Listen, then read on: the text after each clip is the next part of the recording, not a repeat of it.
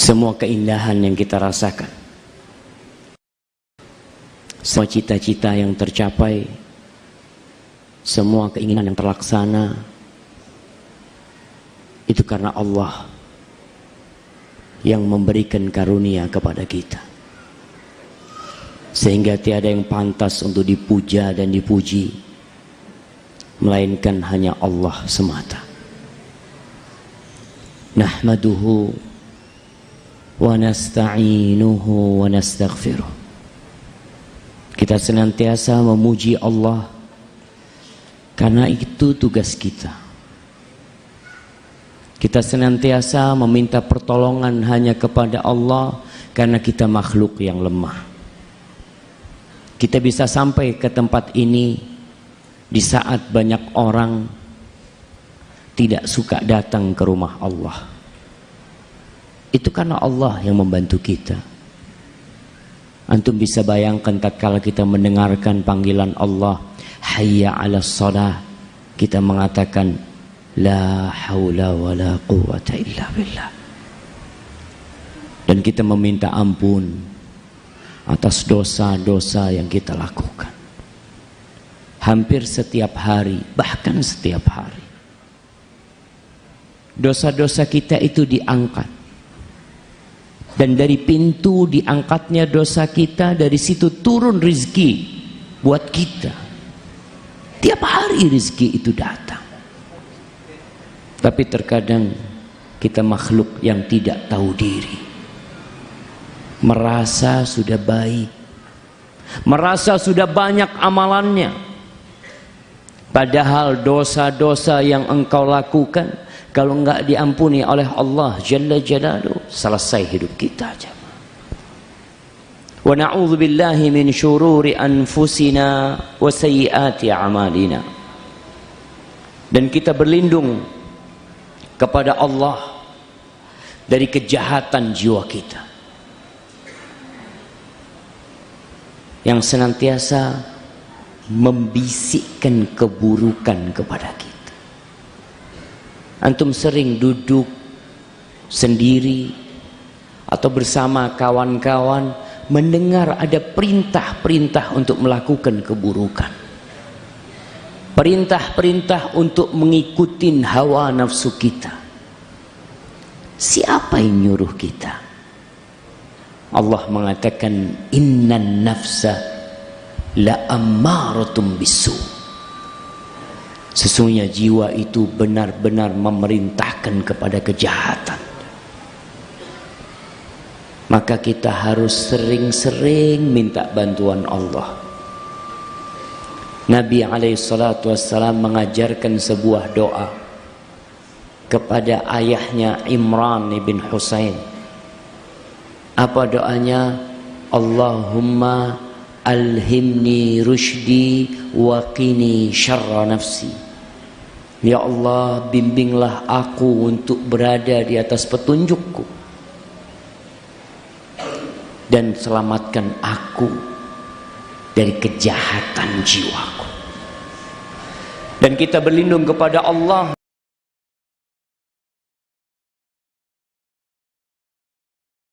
dari keburukan amal kita dalam kehidupan ini. Petaka yang terjadi pada diri kita, keluarga kita, masyarakat kita, negeri kita, itu karena dosa-dosa kita. Allah mengatakan ma asabaka min hasanatin faminallah. Kebaikan yang menimpamu itu dari Allah. Bukan karena hasil usahamu, bukan. Jangan sok. Udah baik amalannya, merasa pantas mendapatkan hal itu. Yang baik itu dari Allah. Wa ma asabaka min sayyi'atin famin nafsi. Tapi keburukan yang menimpamu itu dari dirimu sendiri. Terkadang kita suka mencari kambing hitam untuk menyalahkan apa yang menimpa diri kita. Oh, ini gara-gara fulan, itu gara-gara kamu sendiri. Oke, mungkin ada unsur kesalahan manusia, tapi kenapa itu bisa terjadi? Siapa yang kesini bawa motor? Insya Allah banyak yang bawa motor. Terkadang pulang dari masjid motornya nggak ada.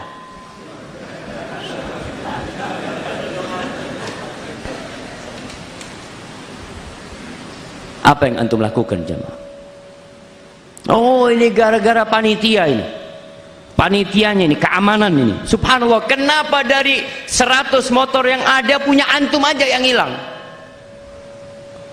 Yang 99 kok nggak hilang? Berarti Allah memang bermaksud motor antum hilang. Kenapa? Antum tanya sama diri antum. Kita tuh banyak dosa. Maka jangan suka cari kambing hitam. Maka kita berlindung kepada Allah Subhanahu wa taala. Man yahdillah fala mudhillalah wa man yudlil fala hadiyalah.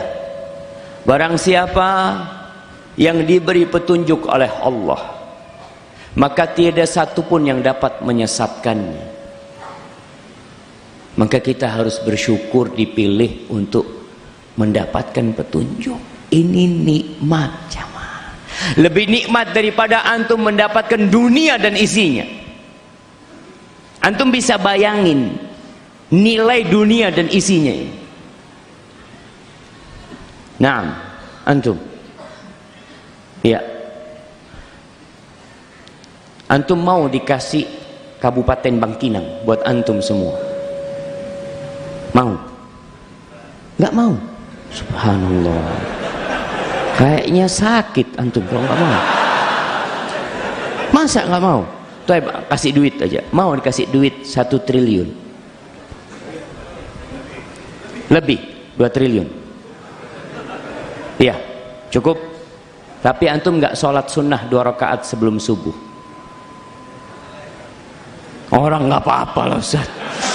2 rakaat sebelum subuh ketinggalan. Yang wajib ketinggalan nggak apa-apa Ustaz. Yang penting dapat fulus. Wallahi sebagian manusia menilai dunia ini terlalu mahal. Wallahi 2 rakaat sebelum subuh kata Nabi SAW, khairun minad dunya wa ma fiha. Itu yang sunnahnya jemaah, bukan yang wajibnya. Yang sunnahnya itu lebih baik dari dunia dan isinya. Tapi kita kadang-kadang nggak memandang seperti itu jemaah. Seakan-akan hasil duit yang banyak. Allahu Akbar. Maka tadi hidayah ini nikmat yang lebih agung daripada dunia dan isinya. Maka kita syukuri nikmat dan kita pinta tiap hari, ihdinas siratal mustaqim. Allahu Akbar. Dan yang disesatkan, maka tiada satupun yang dapat membimbing dia ke jalan kebenaran. Walaupun 1 juta ustadz didatangkan, 1000 buya dihadirkan. Kenapa pada berdiri di sana? Nggak ada tempat duduk udah. Masya Allah, masih banyak jamaah. Antum merapat ke depan. Coba merapat ke depan biar saudaranya bisa duduk jamaah. Ini banyak yang kosong di sini ternyata.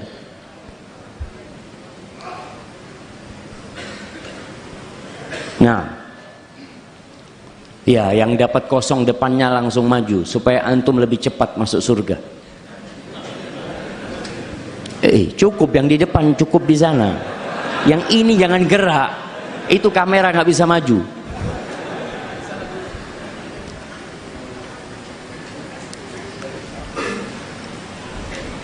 Nah, kita sampai mana tadi? Mana? Iya, 1000 buya didatangkan. Nggak akan bisa memindahkan dia dari kesesatan. Kita tahu baginda Nabi kita Muhammad sallallahu alaihi wasallam, manusia terindah yang pernah menginjakkan kakinya di muka bumi ini, yang paling santun dan sopan dalam menyampaikan kepada umat manusia. Beliau berusaha untuk mendakwai pamannya Abu Talib bertahun-tahun sampai tahun ke-10 kenabian. Ketika ajal hendak datang menjemput Abu Talib, Rasulullah sallallahu alaihi wasallam mengatakan kepada pamannya, "Qul ya am la ilaha illallah." Paman, tolong paman engkau ucapkan la ilaha illallah. Sebuah kalimat yang aku akan perjuangkan engkau di hadapan Allah kelak kalau engkau mengatakannya. Tapi akhir hidupnya tetap di atas agama Abdul Muttalib. Maka antum bersyukur dan berdoa mohon sama Allah supaya ditetapkan di atas hidayah. Apa kata Allah dalam sebuah hadis qudsi? Ya ibadi, kullukum dallun illa man hadaitu. Wahai hamba-hambaku, kalian semua tersesat kata Allah, kecuali orang yang aku kasih petunjuk. Fastahduni ahdikum. Kalian minta petunjuk sama aku. Minta, aku kasih petunjuk buat kalian. Maka ketika antum membaca mengatakan ihdinas siratal mustaqim, hadirkan hati antum bahwa kita memang sedang minta hidayah. Wa asyhadu an la ilaha illallah wahdahu la syarikalah wa asyhadu anna Muhammadan abduhu wa rasuluh. Saya bersaksi bahwa tiada Tuhan yang berhak disembah melainkan hanya Allah semata. Dia esa, tiada sekutu baginya. Sebagaimana saya bersaksi bahwa Muhammad sallallahu alaihi wasallam adalah nabi utusan Allah dan hamba kesayangannya. Allahumma salli wa sallim wa zid wa barik wa an'im ala sayyidina wa maulana wa qurrati a'yunina Muhammad. Ya Allah, semoga salawatmu, salam berkah dan nikmatmu senantiasa engkau curahkan untuk baginda Nabi kita, untuk penyejuk pandangan kita, untuk yang kelak akan memberikan syafaat kepada kita, untuk yang telah berjanji menunggu kita di telaganya, Nabi kita Muhammad sallallahu alaihi wasallam. Dan untuk keluarga beliau, untuk istri-istri beliau, untuk putra-putri beliau, dan untuk seluruh sahabat Nabi. Semoga Allah meridhai kita bersama mereka. Amma ba'd.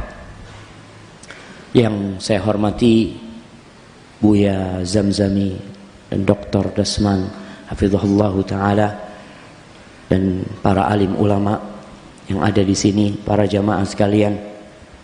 Pagi hari ini kita akan berusaha untuk memperbaharui keimanan kita. Iman itu bisa lusuh seperti lusuhnya baju kita. Antum kalau pakai baju selama 5 tahun, dipakai, dicuci, dijemur, disetrika, dipakai, dicuci, dijemur, setrika, lama-kelamaan baju itu cepat robek, lusuh. Apa kata Nabi sallallahu alaihi wasallam? Beliau mengatakan innal iman la yakhlaqu fi jawfi ahadikum kama yakhlaqu thawb. Iman itu bisa lusuh dalam tubuh kalian, di dalam dada kalian, itu seperti lusuhnya baju. Terus apa yang harus kita lakukan? Kata Nabi alaihi salatu wassalam, fasalullah an yujaddida imanakum.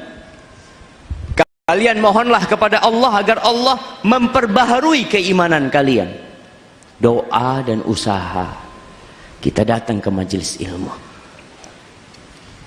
Nah, apa tema kita hari ini? Tentu. Apa? Jangan baca. Apa tema kita? Mana hadiahnya panitia? Mana panitianya? Ini hadiahnya belum datang. Masya Allah, ahlan wa sahlan. تأخرت شوي. Masya Allah, waalaikumsalam. الأبناء يطلبون مني أنا. هؤلاء كثيرون. Ya'til hadiah. Ya, apa temanya? Apa? Tanamlah, kau akan mendapatkan buahnya. Betul. Masya Allah. Taib, nanti hadiahnya minta sama panitia. Oh, antum udah dapat dari Ustaz. Maju ke depan antum. Antum gak bawa buku? Hah? Oh, Masya Allah. Fadal. Barakallahu fikum. Hayyakumullah. Silahkan. Jamaah ngaji itu bawa buku, bukan cuma bawa kuping. Anak hafalannya kuat Ustaz, insya Allah dari awal sampai akhir anak bisa ulangin Ustaz. Jadi datang ke majelis ilmu itu ada 3 orang. Satu alim, yang kedua muta'allim, yang ketiga mustami'. Ada satu datang orang alim, orang yang memang sudah alim seperti Dr. Rasman, Buya Zamzami, yang ustadz-ustadz pada datang. Mereka datang, mereka sudah punya ilmu. Mereka ingin merefresh kembali ilmu mereka, ingin menyegarkan kembali ilmu mereka. Yang kedua ada yang muta'allim, belajar. Datang memang mau belajar. Yang ketiga datang mau mendengar. Apa bedanya yang belajar sama mendengar? Kalau belajar itu bawa buku sama pulpen. Kalau mendengar bawa kuping sama punggung. Jadi biasanya kalau datang langsung cari tiang. Cari tiang, cari tembok. Itu karena memang mau mendengar. Biasanya yang mendengar ini dalam perjalanan jamaah baca doa, bismikallahumma amutu wa ahya. Soalnya majelis ilmu ini penuh berkah Ustaz. Jadi tidur di majelis ilmu itu, antum jangan salah-salah bawa hadis jemaah. Baik, tanamlah, engkau akan petik buahnya. Sebuah keinginan yang tidak terpenuhi dan tidak akan pernah terpenuhi karena waktunya telah terlewatkan. Antum pernah melihat orang yang ketinggalan kereta? Di Bangkinang ada kereta. Aduh, salah temanya. Kita biasa ceramah di Jawa ada kereta. Baik, atau ketinggalan pesawat. Bangkinang ada pesawat? Nggak ada pesawat juga. Apa yang ketinggalan di sini jamaah? Ketinggalan bis. Ketinggalan bis masih bisa disuruh berhenti bisnya. Kalau kereta nggak bisa. Antum ketinggalan 1 menit, jangan 1 menit, 5 detik. Kereta itu jalan, antum punya tiket, padahal antum tiket eksekutif ya. Antum hanya bisa melihat kereta itu berjalan, nggak bisa diberhentikan. Pesawat, antum beli tiket first class, bisnis mungkin, 6 kursi antum beli semuanya, anda mau beli. Tapi antum datangnya telat, kira-kira pesawat nunggu antum. Saat itu terbang nggak bakal turun lagi jemaah. Apa keinginan yang tidak akan bakal kesampaian tatkala waktunya sudah lewat? Keinginan bersedekah jemaah.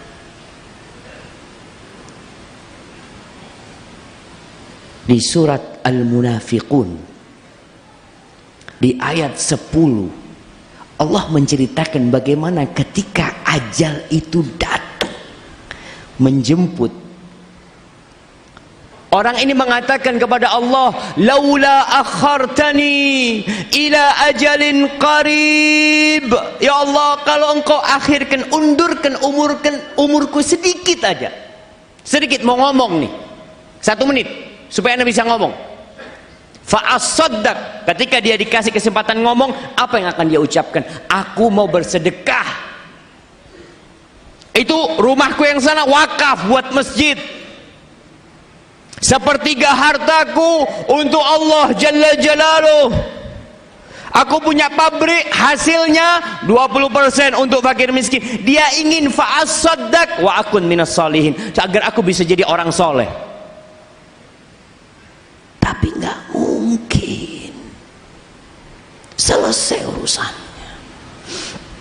Jamaah, Allah itu berikan waktu kepada kita, cukup waktu itu, umur yang panjang, kesempatan yang banyak, yang membuat kita bekerja. Setiap pagi kita melihat orang meninggalkan rumahnya mengais rezeki. Ada yang menjadi pegawai negeri, ada yang menjadi pegawai swasta, ada yang jual jasa, ada yang jadi wirausaha, macam-macam orang itu. Semua punya kesempatan untuk usaha, semua punya kesempatan untuk sekolah, punya kesempatan untuk bekerja, dan semua dikasih kesempatan untuk bersedekah. Sama. Hanya saja kita yang tidak memanfaatkan kesempatan itu. Ustaz, anak mau sedekah tapi nggak punya duit. Nggak harus pakai duit sedekah itu. Rasul sallallahu alaihi wasallam menggambarkan sedekah itu nggak harus pakai duit. Kalau engkau memang nggak punya duit, senyummu jadi sedekah. Tabassumuka fi wajhi akhika sadaqah. Subhanallah. Engkau ngelihat orang motornya mogok lagi didorong. Kita kadang-kala lihat naik motor orang lagi dorong mobil. Mogok mobilnya. Ya Allah, mudah-mudahan bisa jalan. Ditinggal. Subhanallah. Berhenti ikut doronglah. Haibati fillah. Allah mengatakan wa anfiqu mimma razaqnakum. Kalian berinfaklah, kalian bersedekahlah. Taib, sedekah pakai duitnya siapa? Kata Allah, pakai duitnya Allah.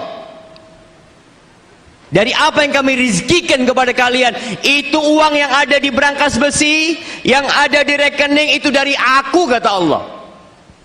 Kalian jangan berinfak, bersedekah dari rizki yang dikasihkan oleh Tuhan lain. Nggak ada Tuhan selain Allah Subhanahu wa taala. Yang kasih rizki itu Allah. Maka senantiasa Allah tatkala berbicara sedekah, Allah mengingatkan mimma razaqnakum, mimma razaqnahum, itu dari rizki kami. Tapi kenapa masih ada manusia yang pelit, jemaah? Ini contoh ringan, kalau antum masih pelit sedekah, jemaah.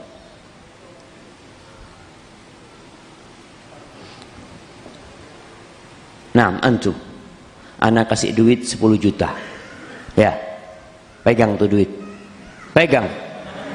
Nah, antum terima 10 juta. Anak ngomong, nanti kalau ada orang minta-minta, ada orang miskin, kamu bagi itu duit. Antum bagikan enggak? Kenapa? Karena dari anak kan. Anak kan amanah ini. Kalau ada orang minta-minta, kasih.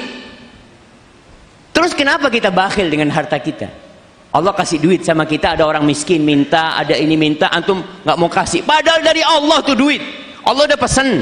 Kalau ada orang minta-minta, ada orang miskin, ada yang butuh bantuan, tolong duit itu berikan. Nanti dari 10 juta aku ganti 100 juta.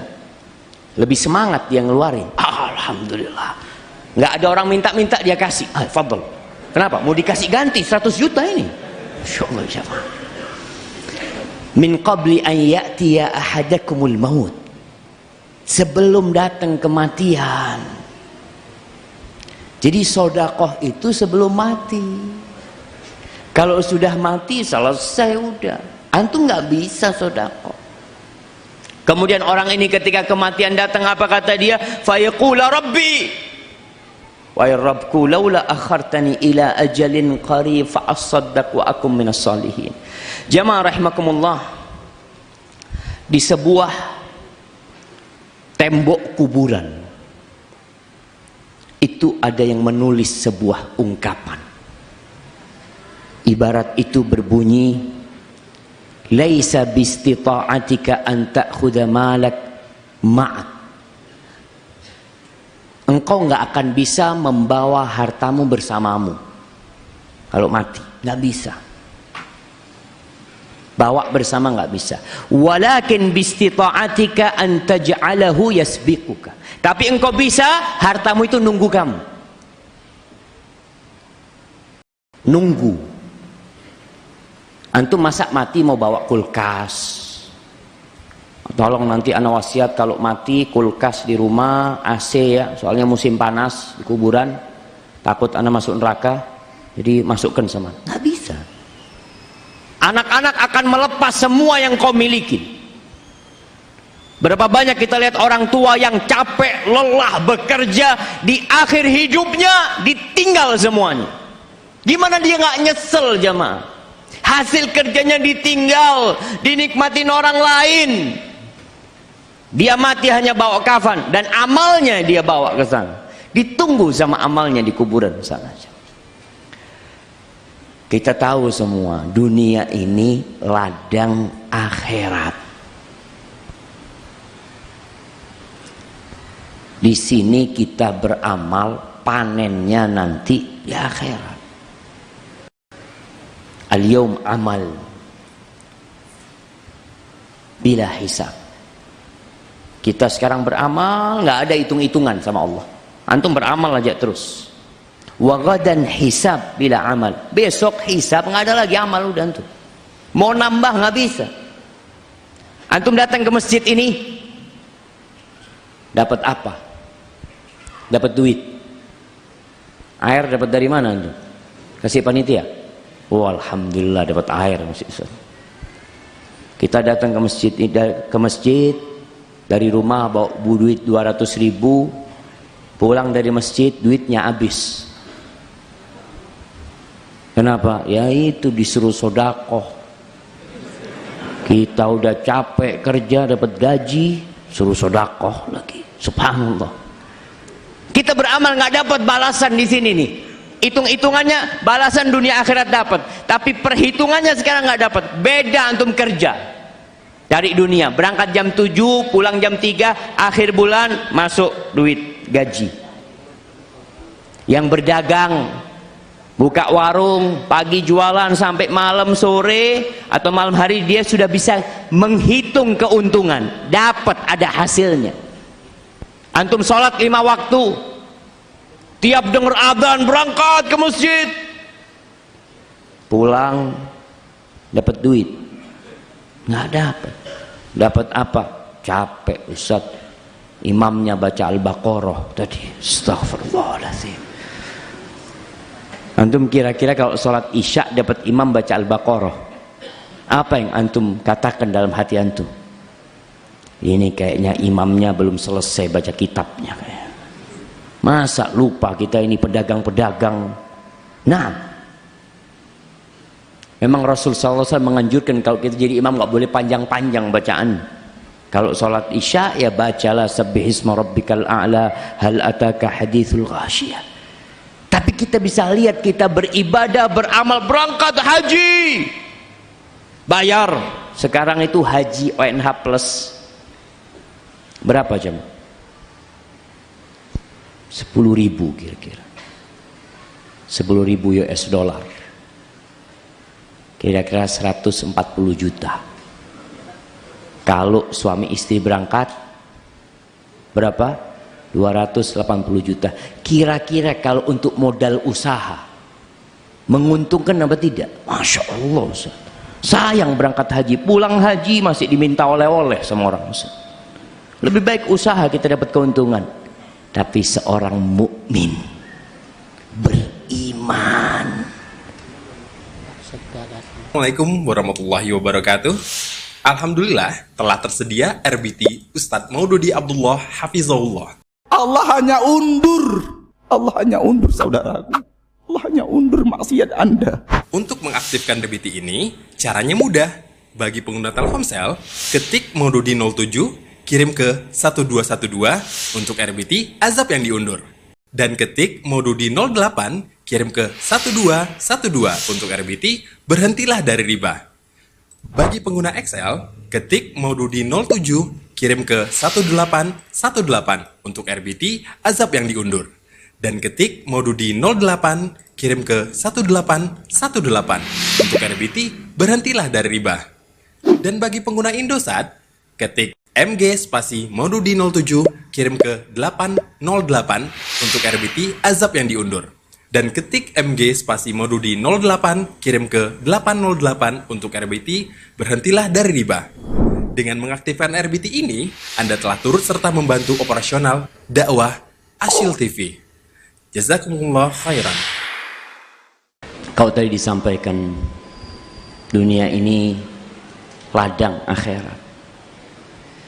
Coba kita lihat bagaimana orang-orang yang benar cara memandang dunia. Apa yang antum tanam, antum akan petik. Yang menanam pasir, yang menabur pasir, maka akan menuai badai. Yang menanam buah naga, yang muncul juga buah naga. Gak mungkin buah durian. Ada sahabat Nabi yang namanya Abu Talha. Abu Talha ini bapak sambungnya Anas bin Malik, suaminya Ummu Sulaim, termasuk orang terkaya di Madinah, termasuk orang yang paling banyak hartanya di Madinah. Pada suatu hari dia datang menjumpai Nabi alaihi salatu wassalam. Dia mengatakan, "Ya Rasulullah, wahai Rasul, alaika salatu wassalam ya Rasulullah. Inna Allah yaqul, lan tanalul birra hatta tunfiqu mimma tuhibbun." Kalian tidak akan mencapai tingkat kebajikan sampai kalian menginfakkan apa atau dari apa yang kalian cintai. Kebanyakan kita tuh sodako karena baju sudah nggak dipakai. Oh, keluarin udah. Sepatu dikeluarin karena udah nggak dipakai. Yang dicintain dia tidak keluarkan. Padahal sodakoh ini, kata Nabi alaihi salatu wassalam, burhan. Wasodaqatu burhan. Sodakoh itu bukti keimanan panas. Burhan itu seperti sinar yang panas.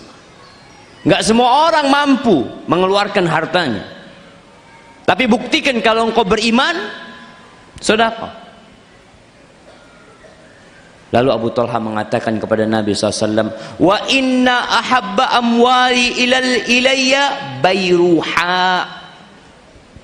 Sesungguhnya harta yang paling aku cintai Nabi itu sebuah kebun yang namanya Bayruha. Di situ ada ratusan pohon kurma. Di situ ada mata airnya yang rasanya nikmat sekali. Bahkan Rasul SAW sering minum di sana. Adanya di depan Masjid Nabawi. Lalu kata Abu Talha, wa innaha sadaqatun lillahi. Itu kebunku itu sedekah buat Allah. Siapa yang ngasih kebun itu kepada Abu Talha? Allah. Dikembalikan kepada Allah, Allah kasih ganti pasti. Kata Abu Talha, arju birraha wa dhukhraha indallah. Aku berharap kebaikannya. Aku berharap ada simpanan di sana buat aku nanti di sisi Allah Subhanahu wa taala. Banyak orang sodako berharap balasan di dunia. Sodako 1 juta, antum bentar lagi. Kotak amal mau dijalani bentar lagi, antum hati-hati. Ada yang mau lewat. Biasanya kotak amal itu kalau lewat yang paling banyak 2000. Alhamdulillah. Kalau orang punya duit 2 juta di kantongnya, 2 juta 2000. Ratusan ribu 20 sama 2000 1. Kira-kira yang disodakohkan yang mana? Kayaknya nggak perlu mikir dia jam. Bismillah, ini uang parkir Ustaz. Wallahi jamaah, sedekah itu bukti keimanan. Banyak orang tadi beramal berharap balasan di dunia. 100.000, 1 juta. Kalau ditunggu 1 juta nggak datang, anak udah sedekah 100.000, Ustaz. Kok 1 juta belum datang? Allah kasih ganti 700 kali lipat. Kapan? Nanti pada hari kiamat. Abu Talha jelas, aku berharap di sisi Allah Subhanahu wa taala. Fadhaha ya Rasulullah haitsu arakallah. Terserah engkau ini, terserah mau dibuat apa. Ini beruha, tergantung bagaimana Allah membimbingmu. Sudah terserah. Diberikan harta itu kepada Nabi SAW. Faqala an-nabiy sallallahu alaihi wasallam bakhin dzaka malun rabih, dzaka malun rabih. Aduh, ini adalah harta yang menguntungkan jamaah. Ini harta yang menguntungkan. Padahal tidak jadi milik Abu Talha. Kalau orang berpikir menguntungkan kan, antum dapat 1 juta, keluar 1 juta, dapat 10 juta. Ini keluar dari uang Abu Talha. Tapi Nabi SAW menggunakan kacamata iman. Percaya enggak Allah akan kasih ganti? Allah tuh dalam Al-Quranul Karim ketika memerintahkan kepada sedekah itu dengan gaya bahasa yang berbeda-beda. Allah contohkan yang bersedekah di jalan Allah seperti sebuah pohon, sebuah gandum ya, yang memiliki 7 bulir, setiap bulirnya ada 100 biji. Allah katakan in tuqridullaha qardan hasanan yudha'ifhu lakum wa yaghfir lakum. Udah, kalian nggak mau ngasih Allah, Allah berhutang sama kalian. Kadang-kala orang merasa berat mengeluarkan duitnya, Ustaz, ana hanya punya duit 1 juta. Udah, nggak usah dikasihin kepada Allah.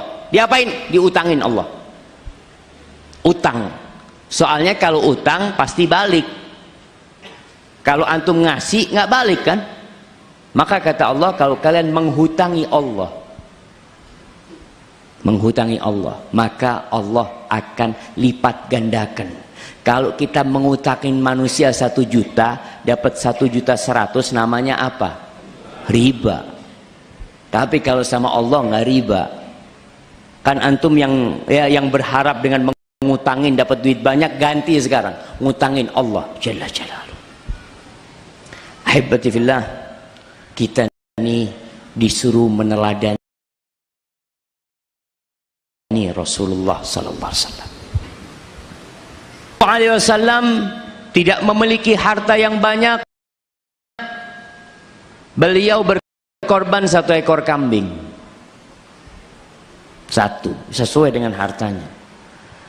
Ketika haji wada, beliau membawa 100 ekor onta. Bukan 1 ekor onta, bukan 10 ekor onta, 100 ekor onta dihadiahkan ke Baitullah. Nabi memotong dengan tangannya sendiri 63 ekor sesuai dengan umur Nabi alaihissalam. Jadi kalau antum sedekah seharusnya naik sedekah itu. Kebanyakan kita punya duit 1 juta, sedekahnya tetap 2.000. Punya duit 100 juta tetap 2.000. Dan belajar sedekah sejak miskin. Antum kalau punya duit 10.000, nih datang ke kajian duit 10.000, 5.000-an 2.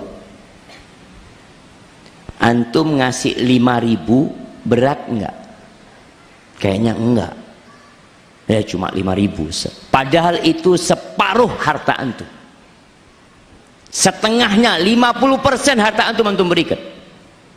Baik, pekan depan datang masjid, antum duitnya sudah naik, nambah 100.000, 50.000-an 2. Antum mengeluarkan 50.000, sama nggak perasaannya dengan mengeluarkan 5.000? Padahal sama-sama 50%. Sama 50%. Apa bedanya? Nggak beda sama sekali. Antum nanti punya uang 1 juta, sedekah 500.000, 50% dari harta antum. Kalau antum punya uang 1 miliar, mampukah antum sedekah 500 juta? Oh, kayaknya kalau itu sholat istikharah dulu, Ustaz. Nah, ini nggak bisa. Sama waktu antum dulu miskin, antum 50% keluarkan. Kenapa sekarang yang antum tinggal lebih banyak 500 juta, dulu tinggal 5.000 duit antum dan tidak merasa berat. Dulu duit antum tinggal 500.000, antum nggak merasa berat. Kenapa tersisa duitnya 500 juta? Takut miskin. Imannya berkurang. Kita diperintahkan mencontoh Nabi SAW, mencontoh para sahabatnya. Allah berfirman di surat Saba ayat 39, Qul inna rabbi yabsutur rizqa liman yasha'u min ibadihi wa yaqdirulah. Katakan sesungguhnya Rabbku, Allah itu yang ngatur rizki. Allah meluaskan rizki bagi siapa yang Allah kehendaki, dan Allah menyempitkan rizki bagi siapa yang Allah kehendaki. Ditakar tuh rizkinya fulan. Dan ingat, harta yang banyak bukan tanda cinta Allah, bukan. Jangan berpikir kalau pangkat antum naik, gajinya tambah besar, rumahnya tambah bagus, tokonya buka cabang, antum berpikir Allah cinta sama antum. Tidak. Fir'aun lebih kaya dari antum. Orang kaya dunia itu lebih banyak non muslim daripada muslim. Jangan sampai dalam perasaan, oh Allah cinta, apa buktinya? Toko ana Ustaz cabangnya 2 sekarang. Enggak. Itu tergantung kehendak Allah Subhanahu wa taala. Orang-orang non muslim, orang-orang kafir, apa kata mereka? Fa'ammal insanu idza mabtalahu rabbuhu fa'akramahu wa na'amahu fayaqul rabbi akraman. Manusia tuh kalau dikasih rezeki, dihormatin, diluaskan nikmatnya buat dia, dia mengatakan Allah memuliakan aku. Buktinya aku bisa menjabat ini. Buktinya aku seperti ini. Wa amma idza mabtalahu faqadara alaihi rizqahu fayaqulu rabbi ahanan. Tapi kalau diuji sama Allah, dibikin miskin, kata dia Allah menghinakan aku. Kalla. Enggak kayak gitu standarnya. Maka Allah katakan Allah tuh urusan rizki. Pembagian rizki di dunia ini jamaah tidak ikut amal. Ingat, pembagian rizki di dunia itu tidak ikut amal, tidak ikut ijazah. Jangan dipikir kalau antum S1 rizkinya lebih banyak. Enggak. Ada yang lulus SD rizkinya lebih besar daripada bapak bupati lulus SD. Ada yang lebih besar dari presiden. Wallahi jamaah, penghasilan dia tiap hari, dia cerita 500 juta. Oh, nggak kuliah wala apa, nggak ikut itu pembagian rezeki. Maka jangan berpikir antum kalau anak S1 dapat ijazah insya Allah rezekinya lebih besar. Tidak. Rezeki itu di dunia ikut ujian Allah Jalla Jalaluh. Nanti di akhirat semuanya ikut amalan. Tergantung amalnya, tergantung amalnya. Jadi kalau di dunia antum melihat warung sebelah rame, warung sebelah mau tutup, jangan meledek, kayaknya tergantung amalnya. Enggak tergantung amalnya. Rasulullah SAW tidak berlimpah harta. Lalu apa kata Allah setelah menceritakan rizki ini ikut kehendak Allah Subhanahu wa taala. Wa ma anfaqtum min syai'in fahuwa yukhlifuhu. Apa saja yang kalian infakkan, apa saja dari kebaikan yang kalian infakkan di jalan Allah, pasti Allah kasih ganti. Allah kasih ganti. Sekarang antum percaya tidak? Kotak amalnya kok belum jalan dari tadi? Belum jalan memang. Hah? Oh nunggu nanti. 2 kali jalan Ustaz, nggak apa-apa. Si. Masya Allah. Ada lagi habis. Habis. Saya buat ana ini. Oh, anak kira buat ana, Bu. Mana kotak amalnya belum, nanti jalan jamaah. Masya Allah tuh 2, 3, 4, 5, 6, 7, 8, 9. Oh, jamaah, kira-kira kalau antum sodakoh 1 juta diganti nggak? Anak masukin sini ya. Nanti kalau kotak amalnya jalan anak kasih. Diganti nggak? Percaya nggak antum? Kalau percaya antum akan kasih. Iman yang membuktikan kalau antum memang hamba Allah Jalla Jalaluh, yang yakin dengan firman Allah, wa huwa khairur raziqin, dialah Allah sebaik-baiknya yang memberikan rizki. Dan sekarang itu bisa sodakoh tanpa ada satu orang pun yang tahu. Bisa. Antum sodakoh ketika ada kotak amal lewat, antum kasih 2.000. Iya Ustaz, anak kasih 2.000. Soalnya yang 20 juta anak transfer Ustaz. Gak ada yang tahu. Orang samping, aduh orang kaya cuma 2.000, dosa suudzon. Bisa jadi dia 20 juta transfer. Betul jemaah. Maka kita bisa melihat subhanallah. Ada orang, Allahu Akbar jemaah. Pernah anak dapat potongan video. Ini lagi orang mau mengeluarkan sodakoh, dia keluarkan 2.000, lalu dari belakang ada yang tepuk, dikasih 100.000, sama dia dimasukin ke kotak amal, jalan tuh kotak amalnya. Kata dia, Pak, itu duitnya Bapak tadi jatuh. Astagfirullah, kata dia, duit anak tadi. Seharusnya dia bahagia, tapi tadi butuh perjuangan jamaah sodako itu. Untuk membuktikan keimanan itu butuh perjuangan. Allah yang bakal kasih ganti buat kita. Dalam hadis riwayat Bukhari, Rasulullah sallallahu alaihi wasallam mengatakan, ayyukum malu warithihi ahabbu ilaihi min malihi. Siapa yang harta ahli warisnya atau harta orang lain, dalam riwayat lainnya, lebih dia cintai daripada harta dia sendiri. Antum kebayang, tetangga antum punya mobil Mercy, antum pagi hari mandiin mobil tetangga. Pernah lihat? Kenapa Bapak mandiin mobil saya? Saya cinta sama mobil Bapak, kata dia. Itu kata orang kampung, oh ini kayaknya nggak waras orang ini. Nah, siapa di antara kalian yang harta orang lain lebih dia cintai daripada harta dia sendiri? Kata para sahabat Nabi, ya Rasulullah, alaikas salatu wassalam, ya Rasulullah, ma minna ahadun illa maluhu ahabbu ilaihi. Enggak ada di antara kita yang hartanya melainkan lebih dia cintai daripada harta orang lain. Pasti orang lebih cinta dengan harta dia sendiri. Lalu Nabi menjelaskan, kadangkala kita ini punya cara pandang tadi yang salah memandang dunia ini. Kata Nabi SAW, fa inna ma lahu ma qaddam wa malu warithihi ma akhar. Harta dia, yang milik dia itu yang sudah dia habiskan untuk sedekah, yang sudah dia titipkan di rumah Allah, itu harta dia. Yang tersisa itu milik orang, milik ahli warisnya. Dalam hadis lain Nabi alaihi salatu wasallam mengatakan, yaqulu ibnu Adam, mali, mali. Anak Adam mengatakan, hartaku, ini milikku, ini milikku. Kau tahu mana yang milikmu, kata Nabi SAW. Walaysa lahu min malihi illa ma akal. Hartamu itu yang kau makan. Antum pernah melihat orang punya uang 1 triliun makan 10 piring?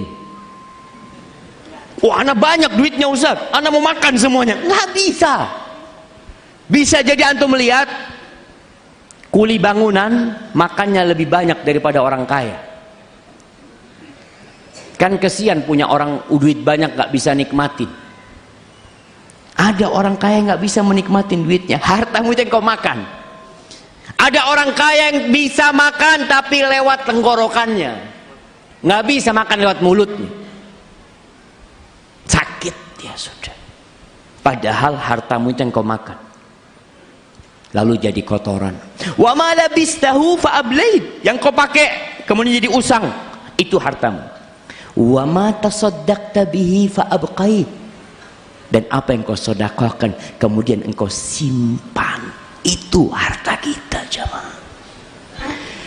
Di antara sedekah yang paling mulia adalah membangun rumah Allah Jalla Jalaluhu.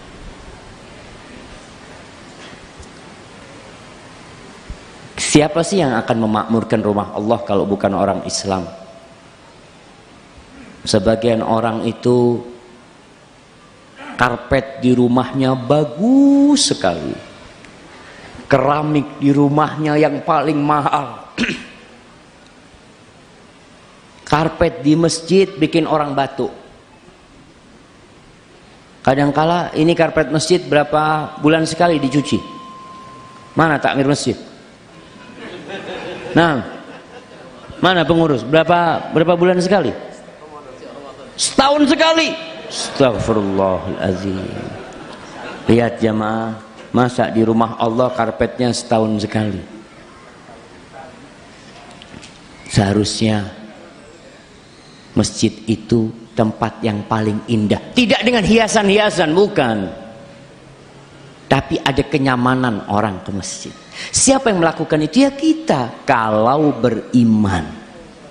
Allah mengatakan di surat At-Taubah ayat 18, innama ya'muru masajidallah. Tuh, siapa sih orang-orang yang memakmurkan rumah Allah? Biasanya ada istilah takmir masjid, sekarang diganti sudah. Apa sekarang? Apa? Gharim, tukang utang. Subhanallah. Ganti DKM, Dewan Kesejahteraan Masjid, biasanya di beberapa tempat. Allah mengatakan yang memakmurkan rumah-rumah Allah itu man amana billah, yang beriman kepada Allah, wal yaumil akhir, dan beriman dengan hari akhir. Ini penting jamaah. Allah senantiasa dalam banyak ayat menggabungkan iman kepada Allah dan hari akhir.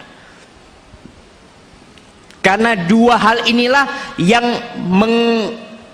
yang menggerakkan kita untuk beramal.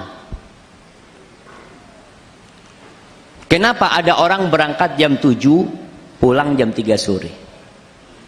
Yang pegawai negeri angkat tangan, PNS. Antum? Iya, oh iya. Antum tanggal 10 dapat gaji. Tanggal 10. Tanggal 1 dapat gaji. Tanggal 10 masuk kerja. Kenapa kerja antum? Kan nggak dapat gaji hari itu. Tanggal 20 tetap kerja. Masya Allah, nggak dapat gaji. Kenapa bekerja antum? Kenapa? Gaji di awal di akhir. Pegawai negeri itu gaji di awal apa di akhir? Oh awal, jadi 1 bulan itu sudah dapat gaji dulu. Masya Allah, pantesan banyak males-males.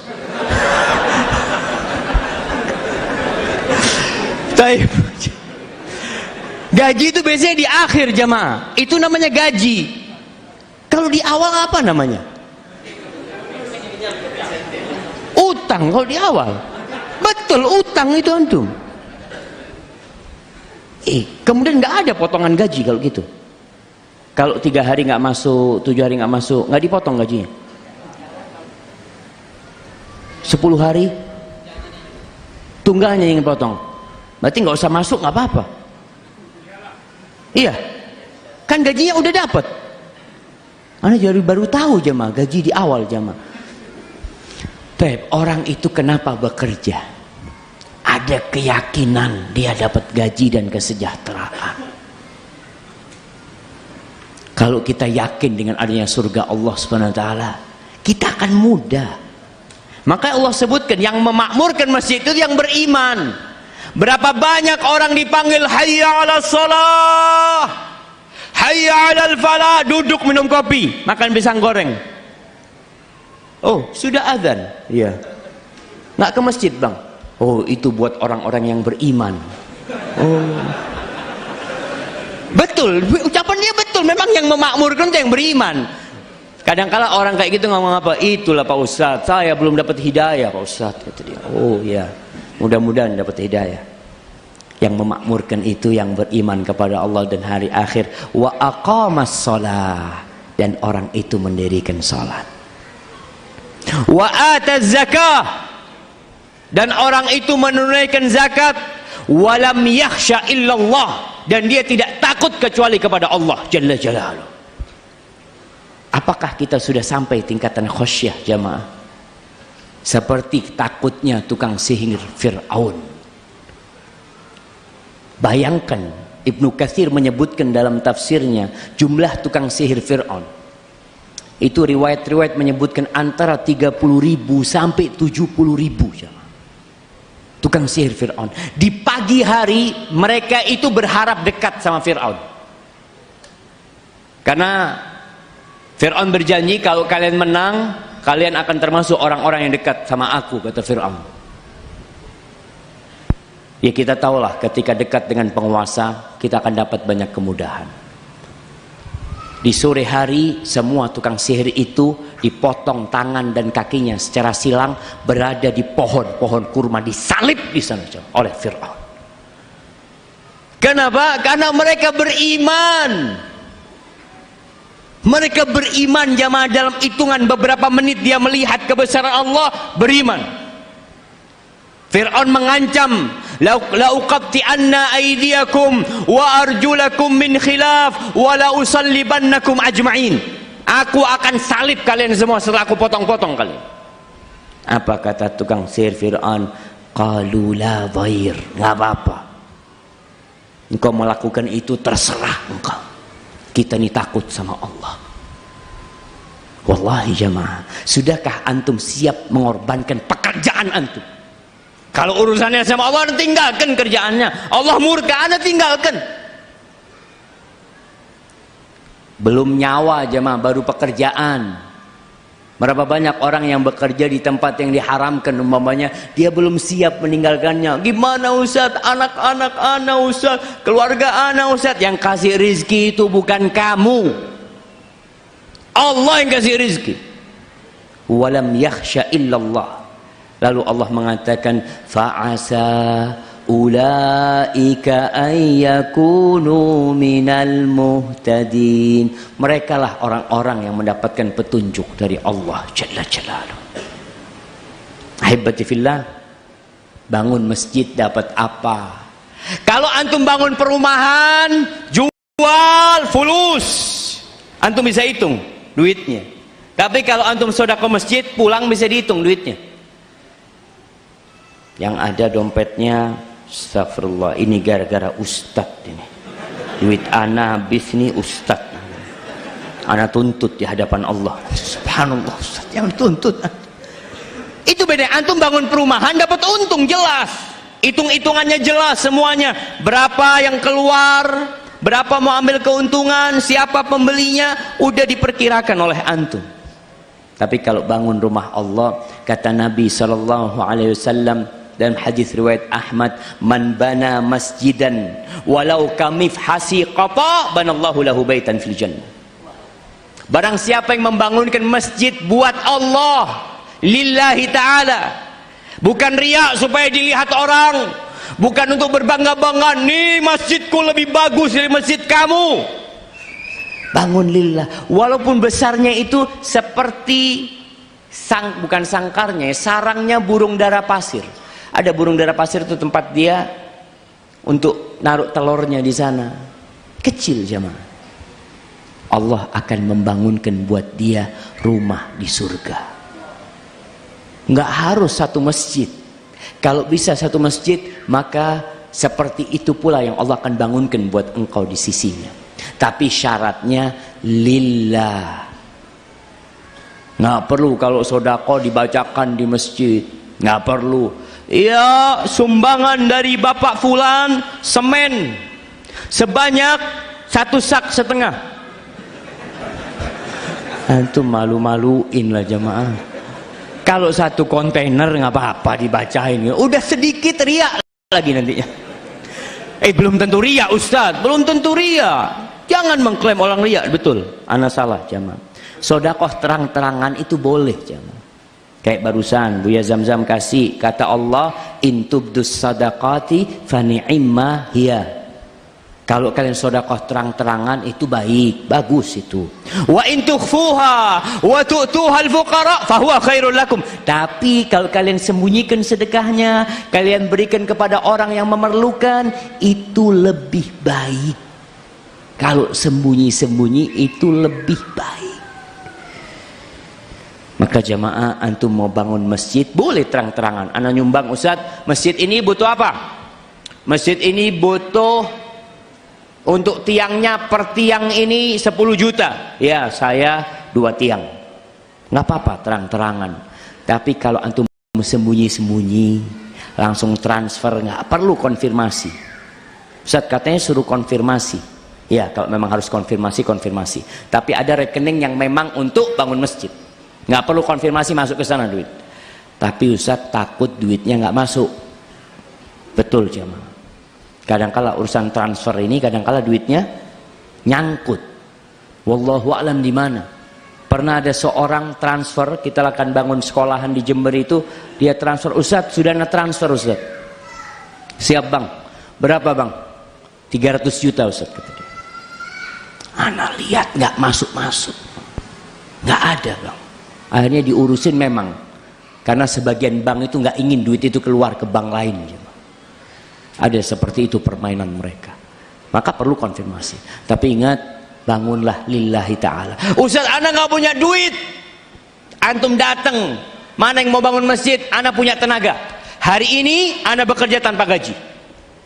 Kita lihat Rasulullah SAW bangun masjid, ngangkat batu sendiri SAW. Antum melihat Ammar bin Yasir, sahabat-sahabat yang lainnya ngangkat. Ammar miskin, bukan orang kaya. Dan kalau bisa jamaah, kalau ada wakaf-wakaf masjid atau apa, kalau bisa semuanya antum yang beli. Masjid Nabawi, ketika Nabi SAW datang perjalanan hijrah nih dari Mekah ke Madinah, Abu Bakar radhiyallahu ta'ala anhu menawarkan, ya Rasulullah, aku punya 2 ekor onta, yang satu silakan kau pakai. Apa kata Nabi SAW? Gratis? La, bisaman, aku bayar. Kenapa Nabi SAW mau bayar? Biar pahalanya nggak diambil Abu Bakar. Biar pahala Nabi perlu pahala. Nabi aja perlu pahala, enggak bisaman. Ketika sampai Madinah mau bangun masjid, kata Nabi SAW, saminuni, berapa harganya? Oh, kita mau kasih buat Allah Subhanahu Wa Taala. Nabi mengatakan bayar. Ada 2 pendapat, katanya gratis, tapi yang lebih kuat bayar Nabi SAW. Kenapa? Supaya pahalanya sampai hari ini antum sholat di Masjid Nabawi, Nabi dapat pahalanya terus jamaah. Jadi gratis-gratis itu kadang-kala ngurangin pahala kita jamaah. Usahakan kalau antum punya anak yang mau beli tanahnya, anak. Sisanya yang lain nggak apa-apa. Supaya dapat pahala terus. Tanahnya belum dibeli, yang anak mau beli berapa? 2 meter nggak apa-apa. 2 meter jamaah. Ini kata Nabi SAW, kamif hasiqata. Seperti sarangnya burung dara pasir aja kita dapat masjid, dapat rumah di surga. Masjid kita tahu tempat ditegakkan ayat-ayat Allah. Disinilah bermula cahaya Islam. Jadi kalau bicara Islamic Center, masjid itu adalah Islamic Center. Bahasa Islamic Center ini muncul ketika Islam ada di negeri-negeri non-Muslim, yang akhirnya mereka dikasih tempat tersendiri oleh pemerintah, bikin sana Islamic Center, ada sekolah, ada apa macam-macam. Tapi setiap masjid itu Islamic Center, walaupun namanya bukan Islamic Center, namanya masjid, dan itu rumah Allah. Haibati fillah, ya tetap manusia itu punya rasa pelit. Semuanya ujian yang Allah berikan kepada kita, Allah itu mencintakan harta sama kita. Antum kalau dikatakan anak nggak suka sama uang, Ustaz, bohong. Allah mengatakan wa tuhibbunal mala hubban jamma. Kalian cinta harta, cinta mati sama harta. Itu kita punya cinta kepada itu. Kemudian Allah mengatakan zuyina linnas hubbus syahawat minan nisa wal banin wal qanatiril muqantarah. Itu sudah ditanamkan insting kita cinta sama harta.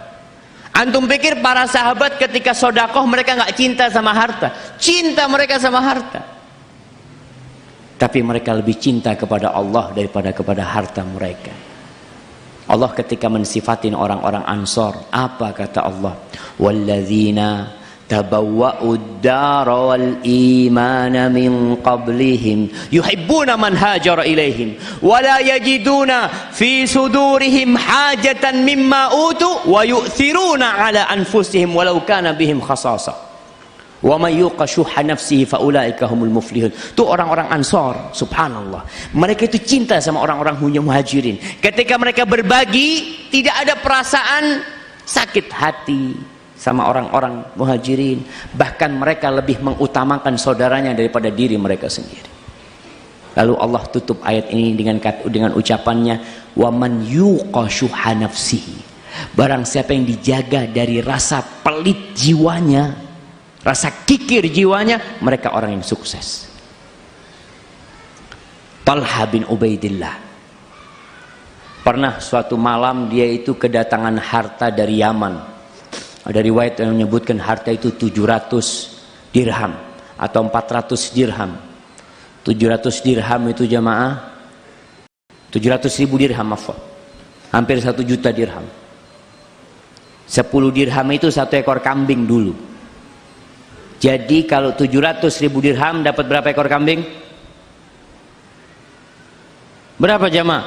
70.000 kambing. Kalau 1 kambing harganya 1 juta, berapa duitnya? 70 miliar. Ada riwayat yang mengatakan 400 atau 400 yang lebih sahih. Anggap 400 sudah. Itu Tolha malam bingung sama istrinya. Kenapa bang, kata dia. Ya ini ada duit nih. Padahal harta itu harta halal jamaah. Tapi dia kebingungan dengan harta yang dia milikin.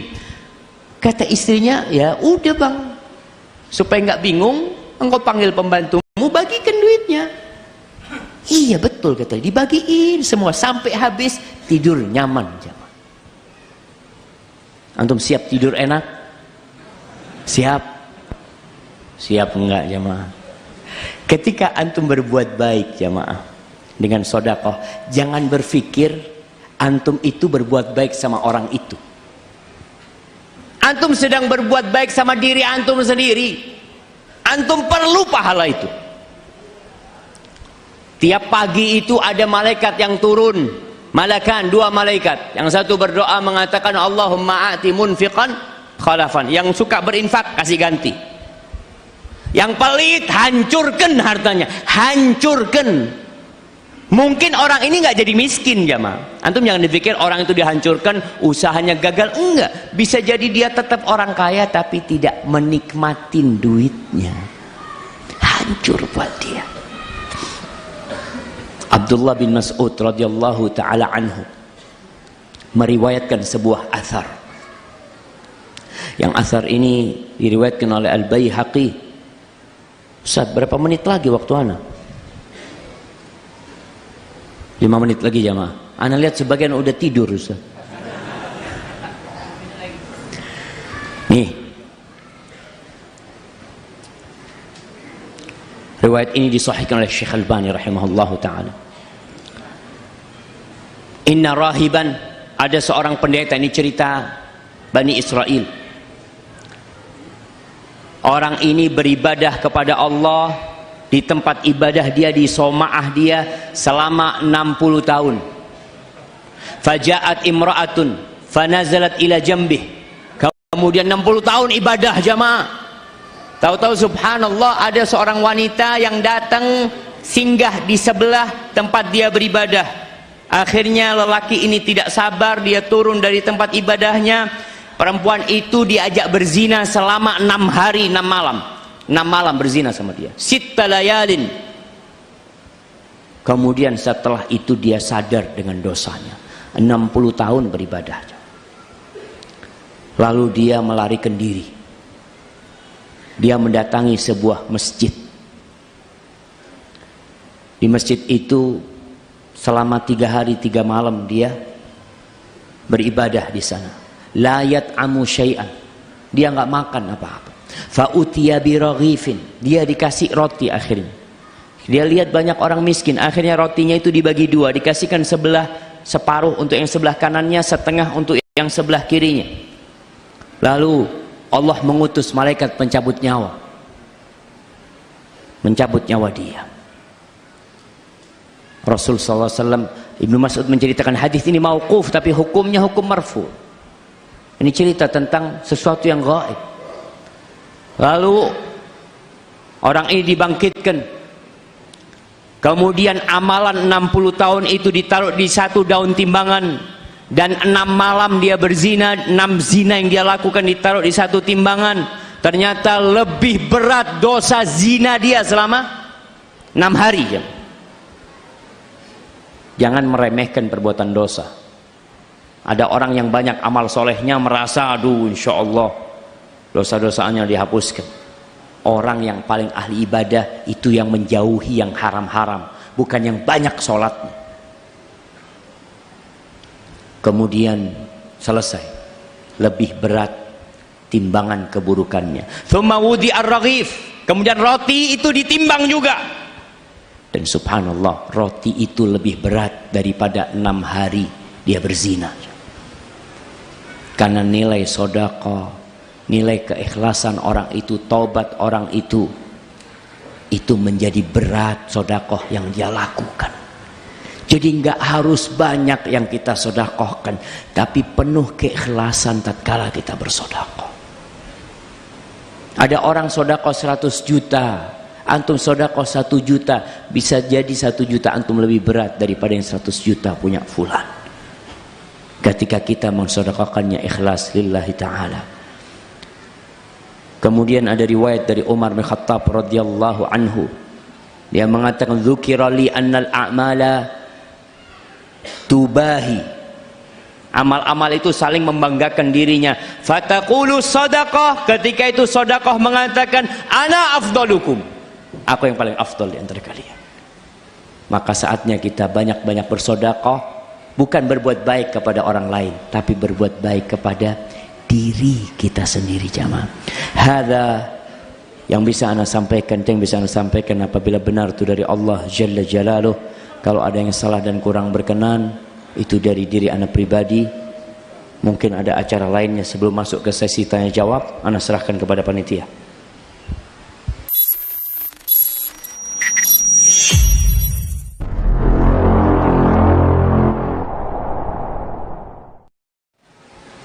Laki perempuan berduaan tanpa ada mahramnya, siapa yang ketiga? Syaitan. Masya Allah, 15 menit baru mulai Ustaz, tidak 15 menit lagi. Masya Allah. Baik, tinggal berapa menit ya ma? Antum hitung. Sampai mana kita ceritanya? Astagfirullah. Kresek isinya kondom.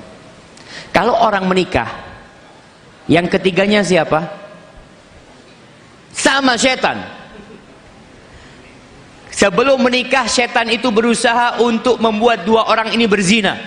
Ketika sudah menikah, setan datang lagi untuk membuat kedua orang ini bercerai. Nggak pernah berhenti setan itu, ngelihat sudah menikah, aduh udah nggak bisa kita godain dia, tetap dia datang. Makanya antum melihat orang kalau pacaran itu naik motor, Allah bisa rapet banget jemaah. Tapi kalau sudah menikah jauh-jauhan, udah nggak lagi kayak dulu, nggak ada, karena setannya datang untuk memisahkan di antara keduanya. Maka tugas antum hindari jemaah, hindari semua jalan menuju ke perzinaan. Allah itu bukan hanya mengharamkan zina. Allah itu bukan mengatakan dalam Al-Quran kalian jangan berzina, tapi kata Allah wala taqrabuz zina, kalian jangan mendekati zina. Deket aja nggak boleh.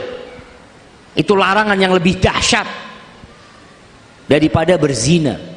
Karena Allah tahu zina ini melalui proses yang panjang. Maka udah ditutup sama Allah celahnya. Sini tutup. Mau sama perempuan nikah, nggak mampu nikah, Ustaz, puasa, nggak mampu puasa, Ustaz, siap-siap buat mati antum. Nikah nggak kuat, puasa nggak kuat, terus mau ngapain antum hidup?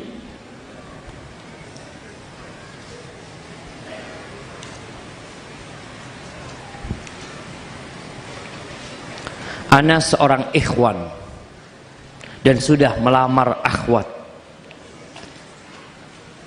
Ayahnya sudah menyetujui.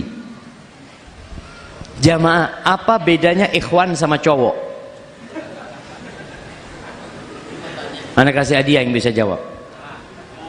Nah, kalau ikhwan itu banyak, kalau cowok satu. Betul jamaah, kasih hadiahnya. Apa bedanya ikhwan sama cowok-cowok? Nah, berdiri antum.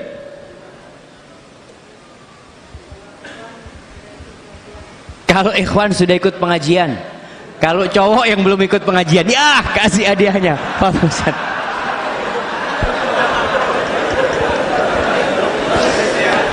Nah, ini yang perlu diluruskan jemaah. Iya jemaah, ikhwan sama cowok itu sama aja sebutannya. Ikhwan itu artinya saudara. Artinya ikhwan itu buat saudara kita yang muslim disebut ikhwan. Cowok kalau muslim ya tetap cowok ikhwan kita juga gitu loh jemaah. Jangan sampai dikatakan, Ustadz itu ada cewek ikut ngaji. Masya Allah. Kok bukan akhwat? Iya Ustadz, soalnya belum pakai kerudung panjang. Oh, kalau pakai kerudung panjang namanya akhwat. Kalau nggak pakai kerudung, cewek namanya. Ana seorang ikhwan dan sudah melamar akhwat. Ayahnya sudah menyetujui, tetapi bundanya menyuruh anaknya tersebut untuk kuliah terlebih dahulu. Padahal anak perempuannya sudah ingin menikah. Apakah anak perempuan tersebut harus memenuhi perintah bundanya tersebut atau bagaimana Ustaz? Dan bagaimana, dan mohon doanya supaya kami di penundaan dipermudah untuk menikah Ustaz. Baik jamaah, yang jadi wali itu adalah bapaknya. Kalau bapaknya setuju, ya tinggal bagaimana bapaknya ngomong sama ibundanya. Dan buat para wanita, perempuan itu disiapkan untuk menjadi mesin pencetak generasi masa depan. Jadi jangan ngomong ibu rumah tangga, jangan. Soalnya ibu rumah tangga seakan-akan kerjaannya, apa kerjaannya? Ibu rumah tangga. Jangan. Antum ngomong apa kerjaannya? Mempersiapkan pemimpin negeri ini. Sekolah di mana Bapak? Kata dia. Karena kita tahu bahwasanya perempuan kalau tidak bekerja, negeri ini akan lumpuh. Setengah negeri ini isinya perempuan. Perempuan harus bekerja. Apa kerjaannya? Mencetak generasi masa depan. Jangan generasi masa depan dicetak oleh pembantu. Generasi masa depan dibesarkan oleh babysitter. Ibunya cari duit. Dia pikir lebih baik dapat duit daripada ngurusin anaknya untuk menjadi pemimpin-pemimpin, pejuang-pejuang di masa depan. Kadang kalau orang berpikir anaknya kuliah, terus setelah kuliah mau apa? Kerja. Baik, setelah kerja nanti jadi ibu, punya anak, tetap bekerja. Siapa yang membesarkan anaknya? Bayar orang untuk membesarkan anaknya. Dia besarkan anak orang, meninggalkan anaknya sendiri. Maka ana rasa antum perlu merayu bapaknya. Sampaikan, insya Allah, kewajiban memberi nafkah itu bukan kewajiban wanita. Wanita itu dimuliakan jamaah, dihormatin, dihargain. Ada seorang ikhwan yang tanya, Ustadz istri ana ini Ustadz sekarang kurang mau melayani ana itu karena dia sedang hamil. Ana tanya, istri antum kerja? Iya Ustadz. Ya pantas antum. istrinya pagi suruh kerja, sore pulang melayani suaminya, ngurusin urusan rumah, besok kerja cari duit lagi, hamil anak antum di dalamnya, suruh cari duit, zalim antum suami. Yang wajib memberikan nafkah suami istri. Tugas suami itu jamaah terima kasih, terima duit kasih siapa? Kasih istri, terima kasih, nih sudah. Ini Islam memuliakan wanita. Sampai ini di Amerika sana, di Amerika seorang syekh yang berangkat ke sana, dia cerita lagi lihat air terjun Niagara di sana. Insya Allah ada cewek-cewek Amerika yang panggil itu syekh, you come here, kata dia. Syekh ditanya, iya ada apa? Ana mau tanya, ana dengar wanita-wanita di Arab sana dizalimin, ditindas, tidak dihargain, tidak diberi kemerdekaan. Apa kata Syekh? Oh, anti salah informasi, kata dia. Kok bisa, kata dia? Iya, salah informasi. Kita itu di negeri kita budak-budaknya wanita. Kita pagi cari duit, capek berkeringat, kasihkan istri. Istri cuma tinggal terima duit. Kita yang capek cari duit, istri hanya bersenang-senang. Apa kata orang-orang wanita-wanita kafir itu? Kalau ada lelaki yang seperti itu di negeri kami akan cium kakinya. Yang menghargai wanita seperti itu. Antum mikir mereka yang bekerja itu senang bekerja, hamil, nyusuin, suruh cari duit, capek, punggung mereka capek. Mereka ingin bebas. Di rumah suami pulang kerja bawa duit, fadl duitnya, yang bagus kerjanya, jazakallah khair, insyaallah. Itu istri, itu wanita dimuliakan dalam Islam. Tapi mereka merasa kita kok tidak dibebaskan. Bebaskan jadi apa? Antum bisa lihat wanita yang bekerja sebagian itu dijual, dieksploitasi. Pernah antum lihat pameran mobil? Pernah lihat pameran motor gede? Siapa yang ada di sebelahnya? Bapak-bapak sama pakai sarung, pakai baju takwa, di sebelahnya nggak laku mobilnya. Siapa yang dijual sama mobil itu? Perempuan. Perempuan dicantikin dia, dikasih duit ya. Tolong di sebelah mobil itu senyum ya, kakinya diangkat dikit ya. Na'udzubillah, dijual. Mereka ini kebebasan wanita. Kebebasan apa?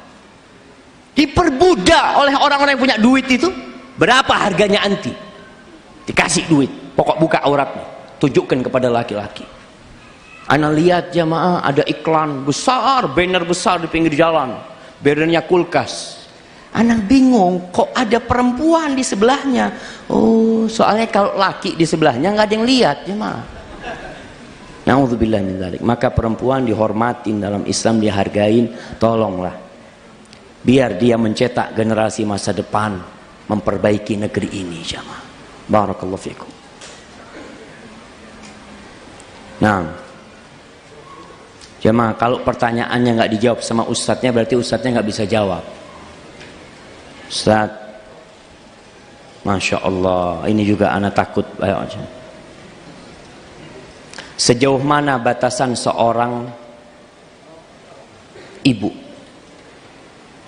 ikut campur dalam urusan rumah tangga anaknya, anak laki-lakinya? Mengapa demikian? Not ibu saya hadir, Ustaz. Masya Allah. Iya jamaah, biasanya menantu sama mertua ini sulit untuk akur. Kadangkala seorang ibu merasa perempuan itu telah mengambil anaknya.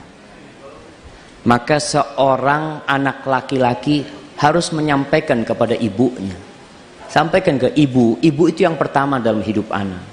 Ibu itu yang kedua dalam hidup anak. Ibu itu yang ketiga dalam hidup anak. Yang keempat baru ayah. Selesainya baru istri, ibu. Sampaikan kepada ibu. Jadi kalau bicara seorang ibu, seharusnya dia tidak mengurusin rumah tangga anaknya. Karena rumah tangga itu sendiri. Sebagaimana ibu kita tatkala dia menjadi menantu juga nggak mau mertuanya ikut campur dalam urusannya. Kalau ingin memberikan nasihat, anaknya melakukan kesalahan, wajar orang yang baru menikah itu ya seperti orang yang baru naik sepeda, belajar naik sepeda, jatuh luka, seperti itu. Dan ketika baru menikah, memang biasa melakukan kesalahan, tapi biarkan mereka dewasa.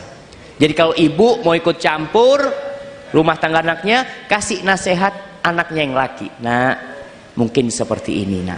Tanpa intervensi, harus enggak.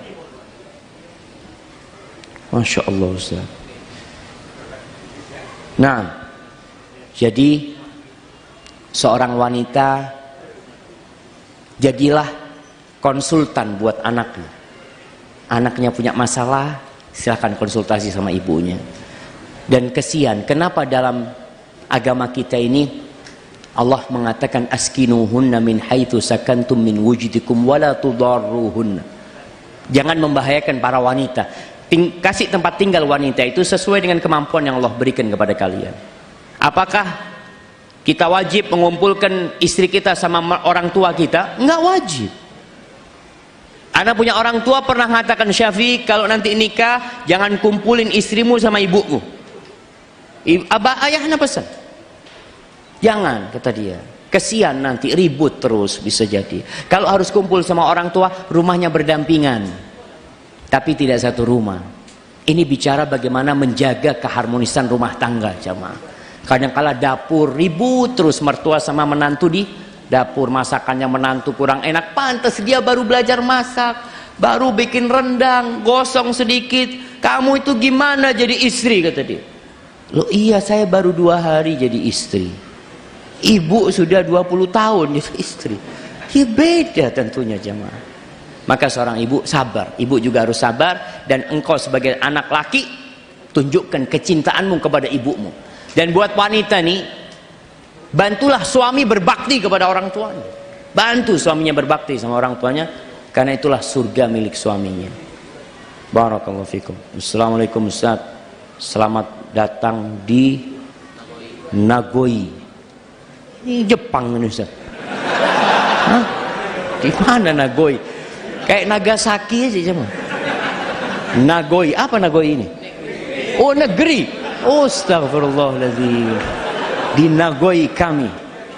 Ustaz, kalau bisa dijadwalkan Ustaz kunjungin daurah di tempat kami 2 kali setahun. Ana bisa dipecat sama Ustaz Arifin nanti, jamaah. Ana ini pegawai, sama pegawai sama antum. Ana punya tugas ngantor ya, duduk di kantor, keluar kota itu dijadwal sama bos di atas. Maka alhamdulillah di sini ada Ustaz Dasman, ada Buya Zamzami, selesai sudah tugas ana. Ana punya utang untuk datang ke sini, dan hari ini ana membayar utang ana. Selesai Buya.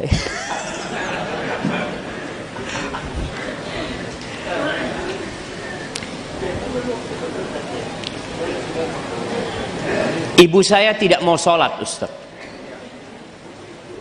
Waktu kita tinggal 15 menit. Ini kasih, 15 menit ya, Ma. Betul, Ustaz. 7 menit lagi. Ibu saya tidak mau sholat. Setiap saya suruh sholat, ibu saya mengatakan tidak bisa. Karena hatinya sudah tidak bisa menerima kebaikan. Bagaimana caranya agar ibu saya bisa sholat? Apakah dengan cara meruqyah, Ustaz? Masya Allah. Jamaah, kenapa kita mendirikan sholat? Karena kita beriman.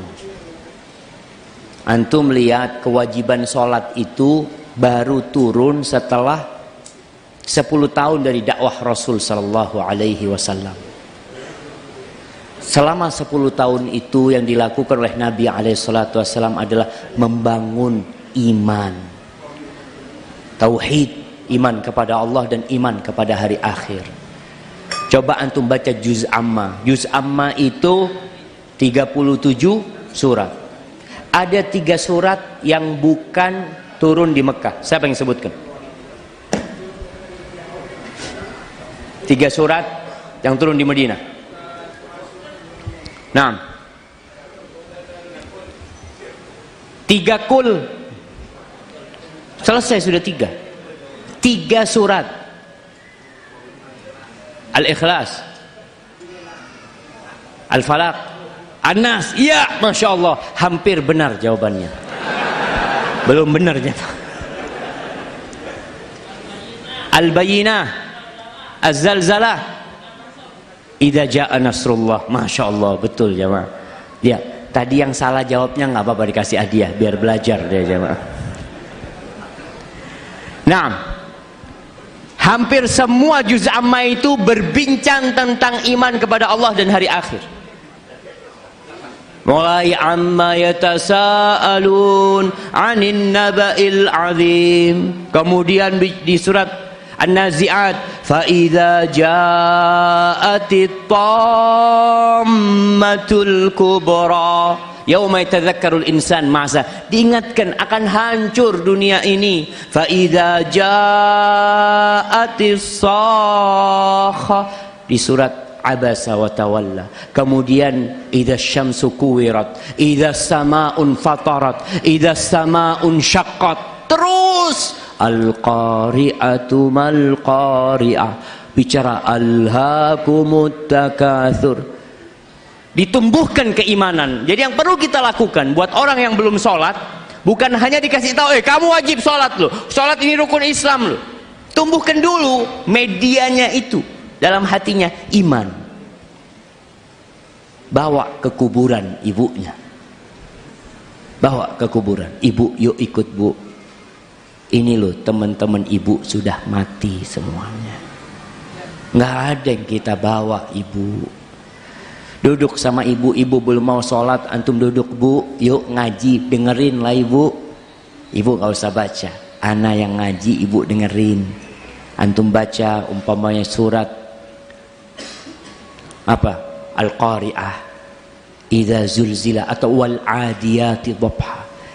Nanti cerita bahwasanya orang itu bakal mati ibu. Kita ini gak akan bisa bantuin ibu, ibu sendiri yang bakal bantuin ibu sendiri. Maka coba keimanan ditumbuhkan. Jadi bukan diruqyah ibu antum, karena diruqyah selesai urusannya. Hadza wallahu a'lam bishawab. Ustaz, ana dan suami sangat terbebani dengan masalah ini.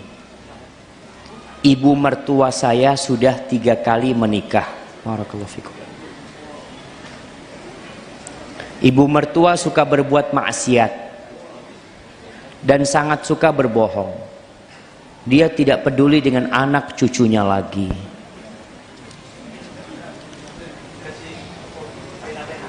Dia sangat matri. Sudah sering kami nasihatin, tapi dia tidak dia tidak peduli. Sekarang suaminya seorang yang buruk akhlaknya. Kami jadi malas bertemu dia. Sudah 1 tahun ini hampir putus silaturahim. Hanya sesekali kami nelpon menanya kabar, tapi tidak pernah mengunjunginya. Terlalu banyak dia menyakiti dan membuat kami malu.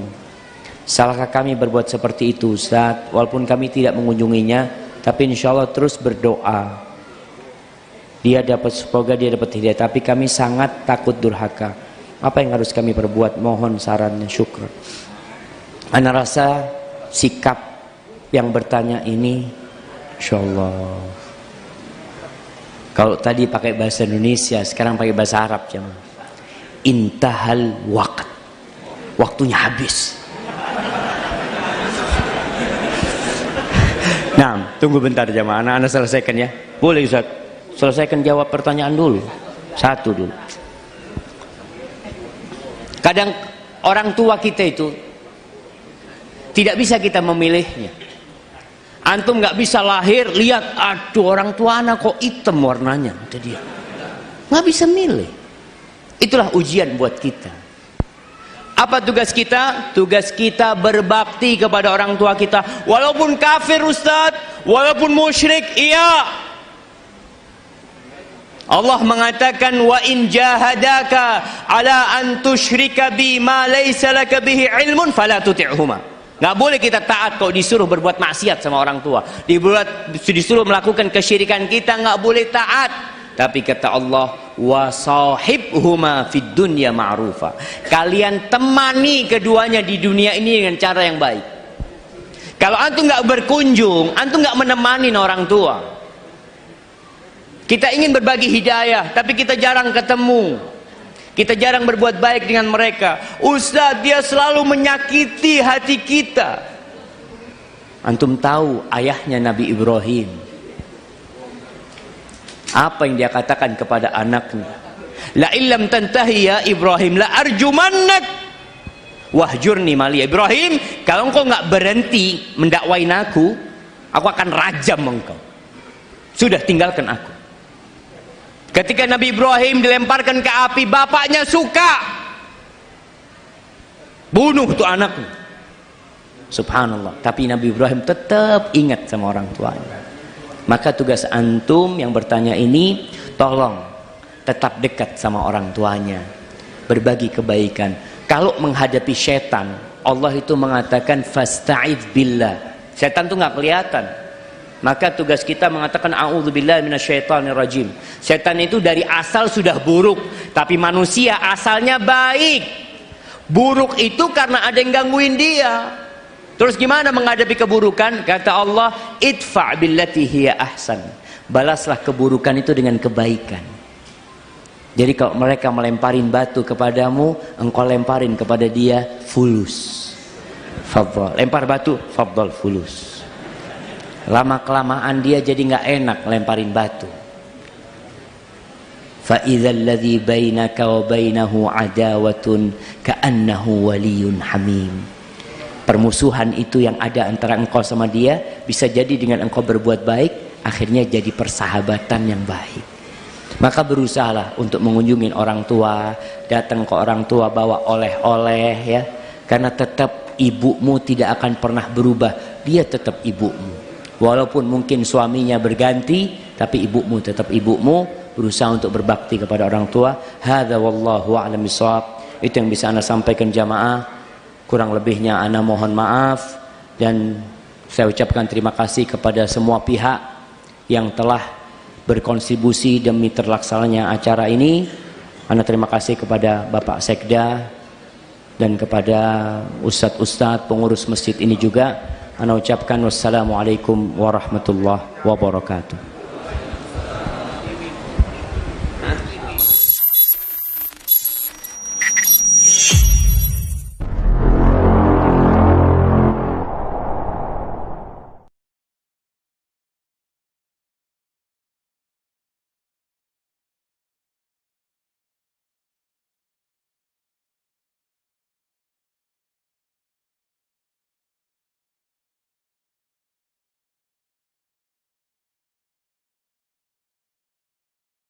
Assalamualaikum warahmatullahi wabarakatuh. Alhamdulillah telah tersedia RBT Ustadz Maududi Abdullah Hafizahullah. Allah hanya undur. Allah hanya undur, saudaraku. Allah hanya undur maksiat Anda. Untuk mengaktifkan RBT ini, caranya mudah. Bagi pengguna Telkomsel, ketik Maududi 07, kirim ke 1212 untuk RBT azab yang diundur. Dan ketik Maududi 08, kirim ke 1212 untuk RBT berhentilah dari riba. Bagi pengguna Excel, ketik Maududi 07, kirim ke 1818 untuk RBT azab yang diundur. Dan ketik Maududi 08, kirim ke 1818 untuk RBT berhentilah dari riba. Dan bagi pengguna Indosat, ketik MG spasi Maududi 07, kirim ke 808 untuk RBT azab yang diundur. Dan ketik MG spasi Maududi 08, kirim ke 808 untuk RBT berhentilah dari riba. Dengan mengaktifkan RBT ini, Anda telah turut serta membantu operasional dakwah Asyil TV. Jazakumullah khairan.